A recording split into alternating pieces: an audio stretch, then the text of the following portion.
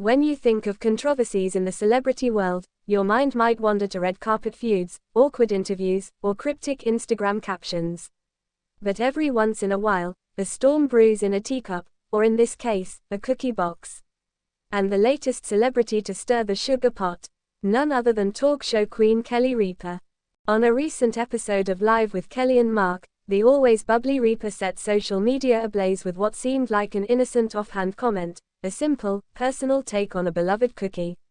But that take, utterly blasphemous to some fans. "Look, I know this is going to make me unpopular," Kelly said, mid-segment while discussing nostalgic snacks. "But I just never understood the hype around Thin Mints. They're okay, just okay.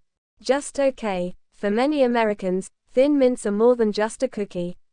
They're a childhood memory, a freezer staple, and a badge of Girl Scout honor. To say they're just okay is akin to saying the Grand Canyon is a nice ditch." The internet did not take it well. The cookie herd round the internet. Within minutes of the show airing, #ThinMintGate began trending on X, formerly Twitter. The reactions came swift and strong. Kelly Ripa saying Thin Mints are just okay is my villain origin story. I've lost all trust in Kelly Ripa. What's next? She doesn't like puppies. Kelly Ripa cancelled until further notice. Samoa supremacy. And while some joined the digital mob with virtual pitchforks and Girl Scout sashes, others came to Ripa's defense. She's right and she should say it. Thin Mints are the iceberg lettuce of cookies, bland and overhyped. Unpopular opinion. Nah. Thin Mints taste like frozen toothpaste. I've waited years for a celebrity to be brave enough to say what we're all thinking. Clearly, Kelly had unknowingly cracked open a decades-old debate, are Thin Mints truly iconic, or simply a product of relentless nostalgia and clever marketing? A deeper look into the cookie cult. To understand the backlash, one must understand the cookie. Thin Mints are the crown jewel of the Girl Scout cookie lineup. They've been around since 1959, and according to the Girl Scouts of the USA, they're consistently the top-selling cookie, accounting for over 25% of all sales annually. They're also one of the most polarizing. There's something about mint in dessert that divides people, said Dr. Olivia Hartman, a food psychologist at NYU. For some, mint evokes cleanliness and freshness. For others, it reminds them of brushing their teeth, not exactly what you want in a dessert. Add in the fact that Thin Mints are often frozen before eating, a practice now practically ritualistic, and you've got a snack that's equal parts food and folklore. The Ripa response. To her credit, Kelly Ripa wasn't rattled by the backlash.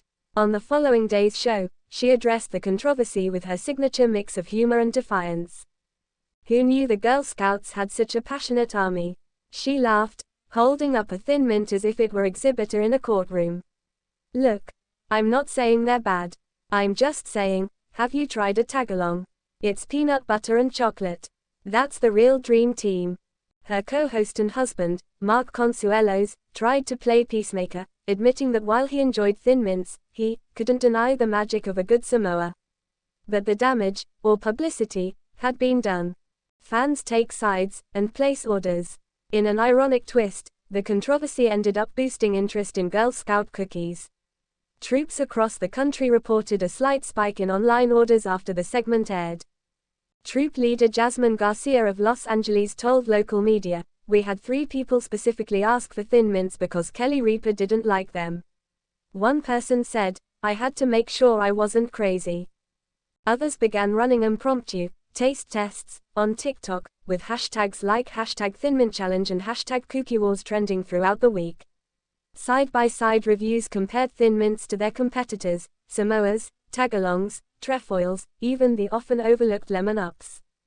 In one particularly viral video, a grandmother tried all 8 varieties blindfolded and declared, Thin Mints taste like disappointment and Listerine.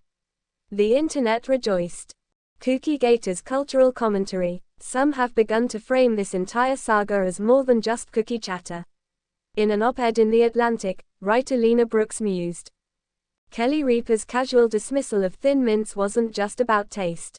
It was a rare moment of honesty in a media landscape that thrives on hollow praise. She said what she liked and what she didn't, and that makes people uncomfortable. Indeed, In a world where celebrities are often expected to endorse popular opinion to avoid backlash, Ripa's candor was unusual. She didn't say it for shock value. She didn't backpedal. She just didn't like the cookie, and said so. In the age of hot takes and performative positivity, is that really so bad? What's next for Kelly, and for cookies? As the dust settles, one thing is clear, the cookie discourse isn't going anywhere. Food preferences are personal, but they also touch on something deeper: memory, comfort, tradition. When someone challenges your favorite snack, it can feel like they're challenging your identity. Kelly Ripa knows that now. And she's leaned into the absurdity of it all. By Friday's show, she was sipping coffee from a mug that read, "Team Tagalong." A nearby shelf featured neatly stacked boxes of Girl Scout cookies, all flavors but one. When asked if she'd ever give Thin Mints a second chance, Ripa smiled and said, "Maybe, if they start dipping them in peanut butter." Final thoughts. In the end, Kelly Ripa's cookie critique may have ruffled feathers, or crushed crumbs, but it also reminded us of something refreshing. Celebrities are allowed to have opinions, even controversial ones, about something as sacred as a Girl Scout cookie. And if that opinion leads to spirited debates, late-night cravings, and increased support for Girl Scouts across the country, maybe that's a win for everyone, no matter which cookie you choose. Because let's be honest, no one's fighting over the raisins in oatmeal raisin. And that says everything.